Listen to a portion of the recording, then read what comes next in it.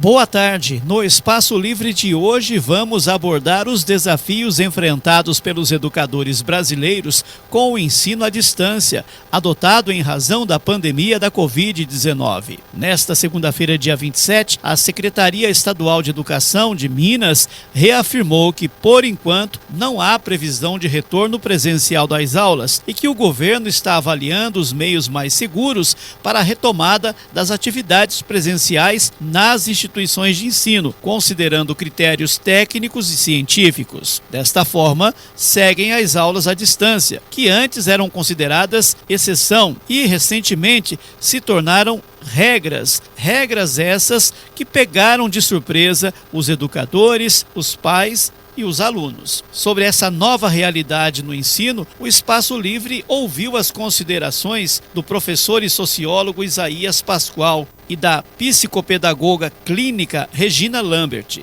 Vamos saber primeiro o que a Regina pensa sobre este modelo de educação adotado na pandemia. Ouvintes da Rádio Difusora, fui convidada para falar sobre um tema um tanto quanto polêmico, de opiniões diversas e, por que não dizer, desesperador. As consequências da pandemia na educação de nossas crianças. Após uma acirrada pesquisa junto às famílias e escola, entendo que da pandemia nasce uma nova relação entre família e escola. São muitos os desafios enfrentados, tanto por professores quanto pelas famílias. Os professores tiveram que se reinventar.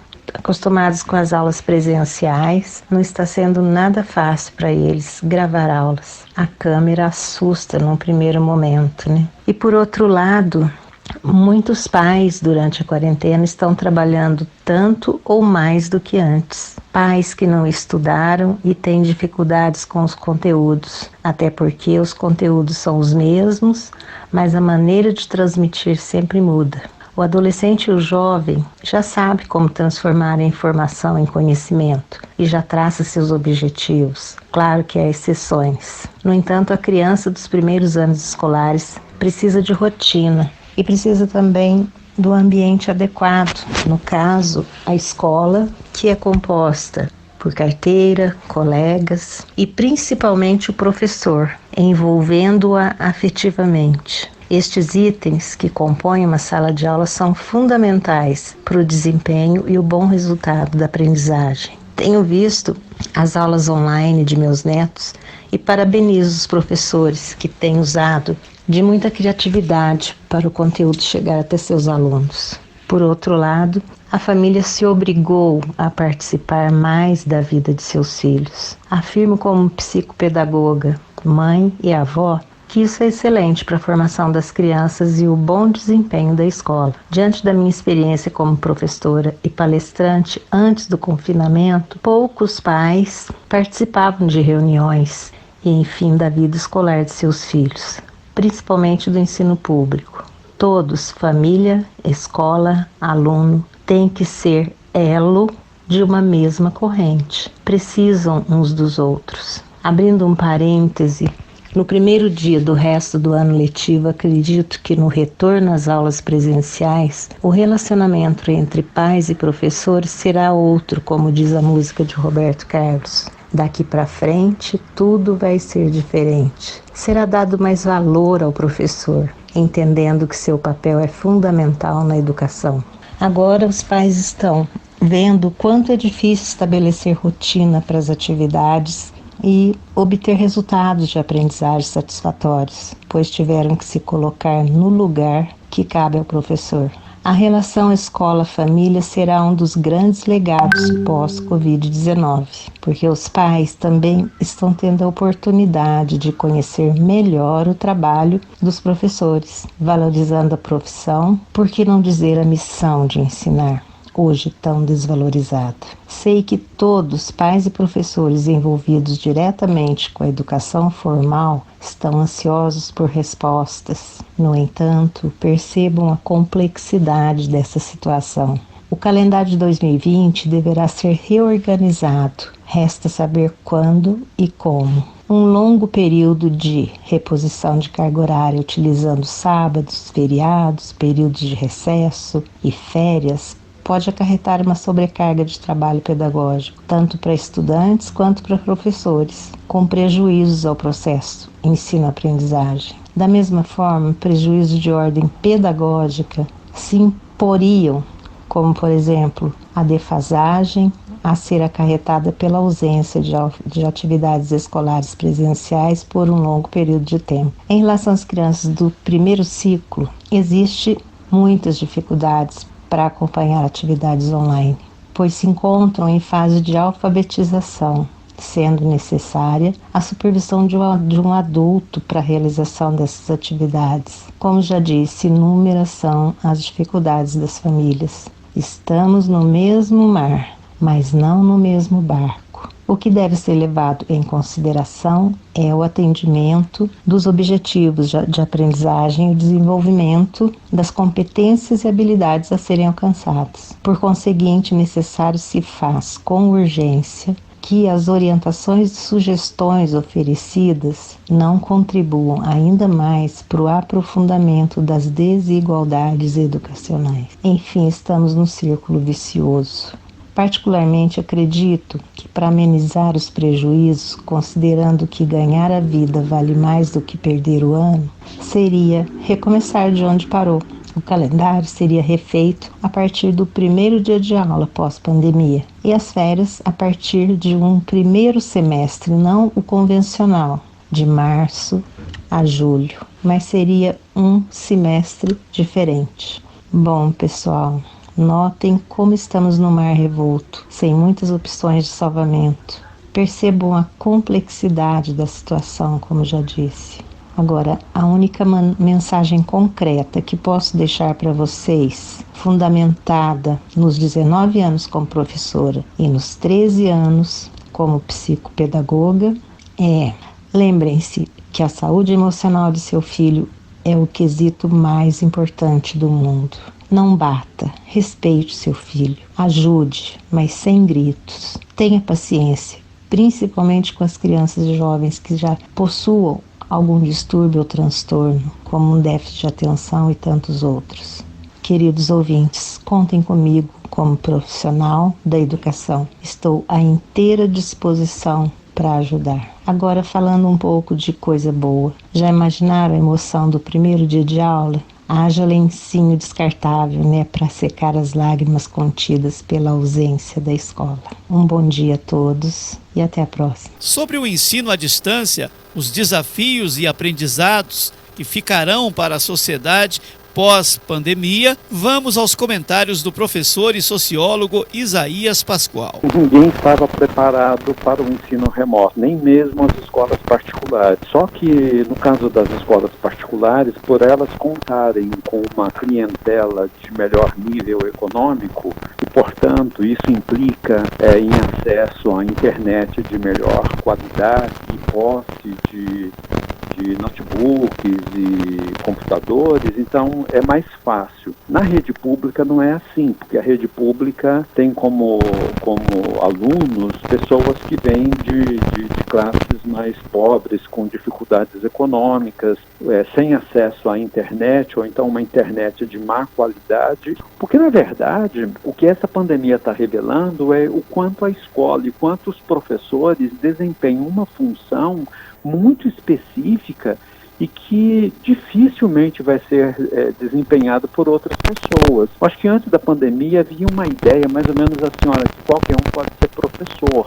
E não é assim, ser professor é ser um profissional, é ter uma habilidade, é ser formado para algumas coisas muito específicas que outras pessoas não estão. E a maior parte dos pais não está preparada para isso, porque é muito tempo à disposição, é conhecimento de matérias que os pais não dispõem, e é a autodisciplina que você tem que ter diante de uma câmera de TV, diante de de um notebook ou de um celular. Quem já fez ensino à distância, EAD, sabe que uma das características mais importantes para isso é a autodisciplina dos alunos. Então, e você joga isso para adolescentes ou crianças, é muito complicado. Quer dizer, então, os professores não estavam preparados para isso, muito menos os pais. Mas agora eu entendo o seguinte: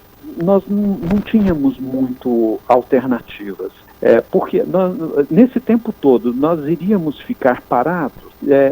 Existem estudos muito densos, muito bem feitos, em nível internacional, que demonstram que ficar parado, não dar acesso ao conhecimento aos alunos por um período muito longo é muito ruim. Então, eu acho que a vida é assim. Há momentos em que a gente tem que arregaçar as mangas e enfrentar o desafio da melhor forma possível. De certa forma, alunos, professores e até mesmo pais acabaram se saindo bem diante dessa missão que ninguém esperava, né? Ninguém esperava que isso fosse acontecer. Mas eu acho que a gente acabou encontrando um caminho que, se não é o melhor, é o que é possível. Acho que depois que passar tudo isso, a gente pode sentar, ver as falhas, refazer alguns processos de ensino, tipo, trabalhar melhor alguns conteúdos. Nesse momento, por exemplo, creio que devemos ter uma flexibilização em relação a avaliações. Não dá para pensar avaliação como a gente pensava anteriormente, mas eu não vejo alternativa, não. Eu acho que, a despeito de tudo, o que nós fizemos e que estamos fazendo é o caminho que é possível fazer. A vida coloca esses desafios e eu acho que enfrentá-los mostra a nossa dignidade e a nossa ousadia. Professor Isaías, podemos afirmar que essa pandemia será também transformada num divisor de águas na área da educação, em relação aos pais, na necessidade também de buscar o conhecimento nessa área tão importante que é a área tecnológica? Olha, Cláudio, pelo menos assim, imediatamente, esse vai ser o saldo.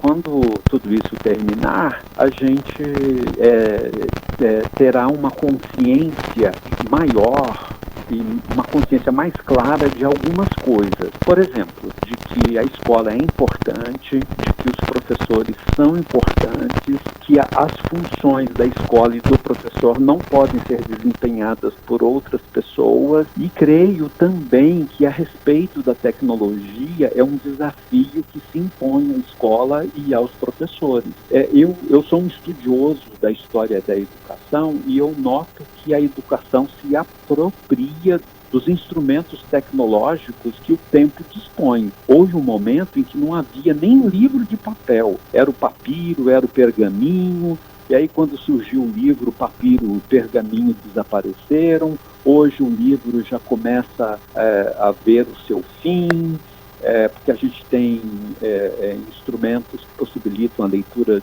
digital, e essa coisa agora do ensino à distância, do uso da tecnologia, da internet, dessas plataformas de colocação de conteúdos, ou então instrumentos como o Zoom, como o Google Meet, que foram amplamente utilizados pelos professores nesse momento. Eu acho que isso tende a se aproximar um pouco mais da escola, e creio, inclusive, que os cursos de preparação de professores, cursos de pedagogia, cursos de licenciatura, deveriam levar mais em consideração isso.